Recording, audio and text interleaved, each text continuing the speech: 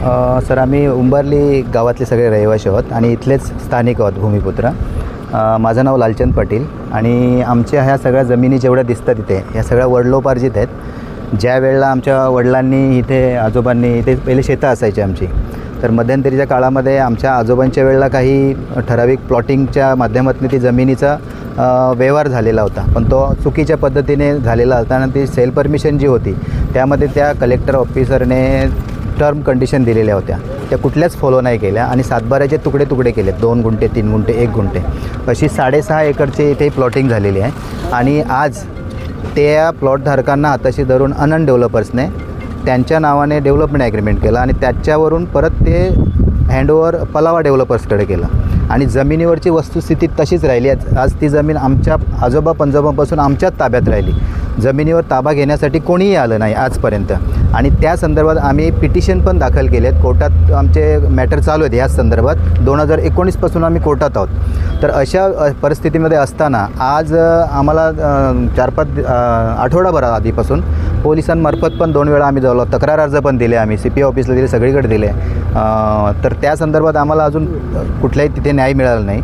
आणि आज प्रत्यक्ष आम्हाला इथे आलो असताना तर लोढाची काही माणसं आली, त्यांना विचारलं मी कशासाठी आलात, तर ते म्हणतात आम्ही जमिनीचा ताबा घ्यायला आलो.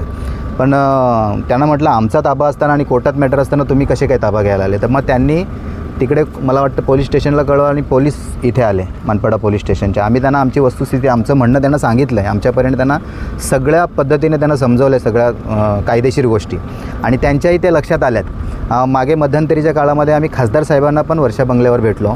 त्यांनी साहेब आमच्यावर म्हटलं पोलिसांचं प्रेशराईज होतं आहे, तर त्यांनी DCP साहेबांना कॉल केला आणि की ह्या मॅटरमध्ये जसं दावडी सोनारपाडा इकडच्या शेतकऱ्यांना जसा न्याय मिळाला तसा तुम्हाला पण मिळाला पाहिजे असं DCP साहेबांना त्यांनी फोनवरून कळवलं. आणि DCP साहेबांनी मला बोलवून घेतलं आणि मी म्हणतो कादमाने साहेबांना मनपाड्याचे सिनियर पे त्यांच्याशी बोलून आपण बसून ते सॉल्व करू. आम्ही म्हटलं चालेल. पण आज वस्तुस्थिती आम्हाला थोडंसं इथे पोलीस आल्यामुळे आम्हाला थोडंसं आम्हीच कन्फ्यूज आहोत आणि आम्ही काहीही झालं तरी इथे जमिनीचा ताबा सोडणार नाही आहेत, काहीही झालं तरी. तर आम्हाला त्या शेतकऱ्यांचं आम्ही जेवढे पण आम्ही शेतकरी आहोत त्या जमिनीचा मोबदला मिळाल्याशिवाय आम्ही काही शांत बसणार नाही. मग आम्हाला त्यासाठी आम्हाला आत्महत्या करायला लागली तरी चालेल, ह्या मतावर आम्ही ठाम आहोत. माहितीनुसार झाली की बाबा शेतकरी आणि काही बिल्डर इथे आलेले आहेत, त्या शेतकऱ्यांच्या जागेवर सर्वे करायला पत्र लावला. मला माहिती मिळाल्यापासून मी इथे धाव ठेवलो. आमचे मित्र सुखदेव पाटील यांचे संपर्क साधला. इथले उंबरली गावचे लालचंद पाटील आणि त्याचे संपूर्ण कुटुंब यांची 6.5 एकर जागा आहे आणि ह्या जागेवर कुठल्याही प्रकारचा मोबदला न देता, कुठे त्यांच्यावर चर्चा न करता त्या जागेला कंपाऊंड मारायला ती लोक आली होती. पोलीस बंदच आला होता. तर त्यांच्याशी पोलीस प्रशासनाशी चर्चा केल्यानुसार, त्या अधिकाऱ्यांशी चर्चा केल्यानुसार की बाबा शेतकऱ्यांशी आपण बसलं पाहिजे, त्यांना न्याय मिळालं पाहिजे, कारण ते वर्षानुवर्ष ती जागा कसतायत.